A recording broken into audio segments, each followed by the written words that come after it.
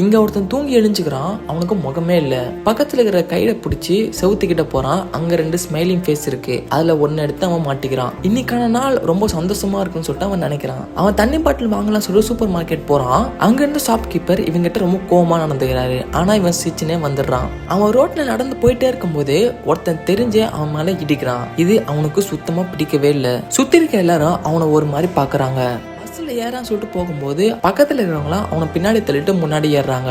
பஸ்ல ஏறினதுக்கு அப்புறமும் அவனை எல்லாரும் ஒரு மாதிரி பாக்குறாங்க. இது அவனுக்கு சோகத்தை ஏற்படுத்துது. பஸ்ல ஒரு பொண்ணு அவனை பார்த்து சிரிக்குது. அவனும் அந்த பொண்ணை பார்த்து சிரிக்கிறான். பக்கத்துல இருக்கிற ஒருத்தர் கோவமா அவனை பார்த்து முறைக்கிறாரு. அவன் முகம் கொஞ்சம் கொஞ்சமா சோகமாயிட்டே வருது.